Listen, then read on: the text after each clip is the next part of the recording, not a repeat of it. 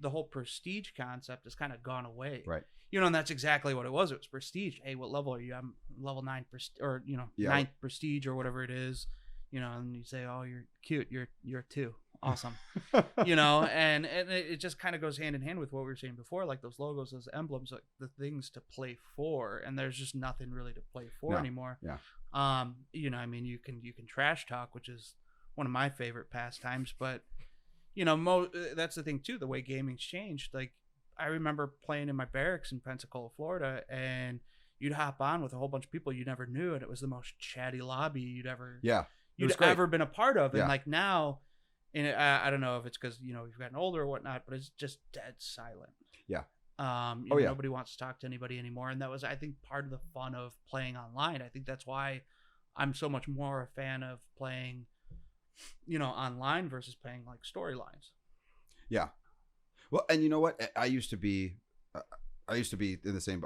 I love playing online. I play offline. I play online. In some cases, I would think, like with Modern Warfare and stuff like that. As time went on, Call of Duty and Battlefield, it's like, okay, how many people jump in? And I know there are people that go and play the campaigns, but then sell the game, do like $60 for the game, and it's only the online, and then or you can get like just the story for 40, and then you can combine them all for 80. I don't know. There's got to be a way to because there's a lot of R&D that goes into developing those stories. You have the voice acting, you have the animations, you have the cameras and the writing and all other stuff.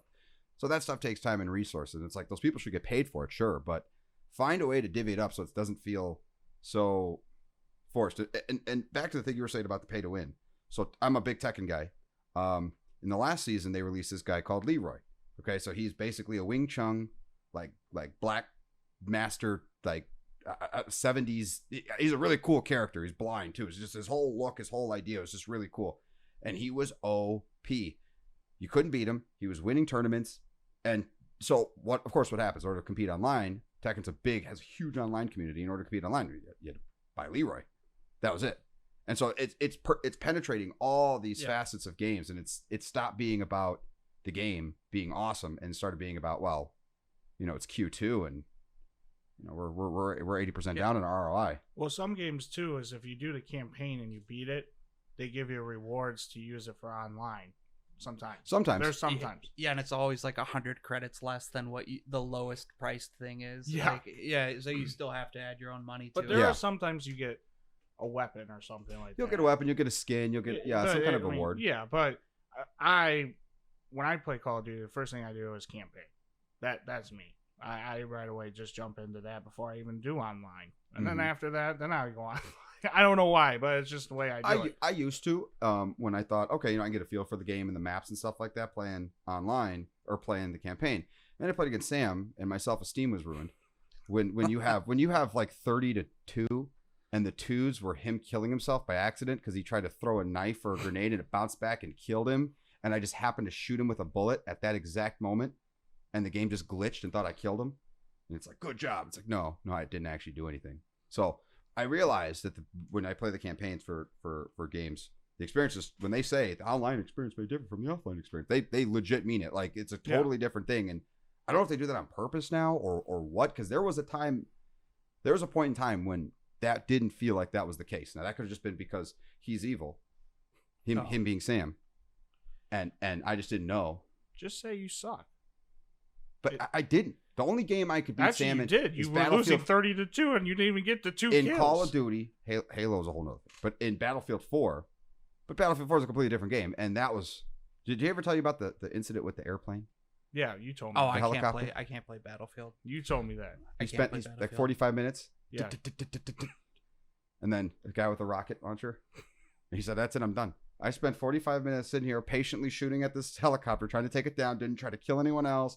Didn't do anything else. Guy with the rocket launcher takes it out. He dropped his controller. He never played again. Yeah, no, I'm not a big fan of Battlefield, but I think that's because I started off with Call of Duty, and that's what felt right, And that's a lot more close quarters. Battlefield has close quarters, but it's and Call of Duty's evolving. I mean, was it PUBG that came before Fortnite? Yes. So I mean, that like massive 100-player game where it's on one big platform and everybody. Kind of last man standing. Yeah. That really kind of changed Call of Duty because, you had what was it? It was it's Warzone in the new Call of Duty. I forgot what it was. in Black Ops, but I don't remember. I know Rainbow Six Siege. What was it? Siege 6? What was it? Rainbow Six Siege? It was the 5v5. You die once, you're done for the rest of the game. I haven't played that. And you pick a role or whatever. I don't know. That concept of last man standing has been growing. I know Battlefield absolutely. 1 or Battlefield 5 implemented it too. yeah, I you know what, and it's fun. I've kind of opened up to the thought of playing that, and I started playing it a little bit more. And I know when I was playing in Black Ops, the one downside of it is you get killed, which I'm not a tactical player. I play No. Call of Duty. I run like into the Run and thick gun. of it. Yeah. Yeah, it's like, oh hey, there's a grenade, I'm gonna go to it. But it just changed the way you play. And now, thankfully, because even though I know that's what it is, I still run towards rockets and grenades. Now they've actually added a new feature where once your team's wiped, you can just launch another game from the Yeah. menu, so you don't have to sit there and watch your teammate that is tactical and hides and doesn't help you out for 45 minutes.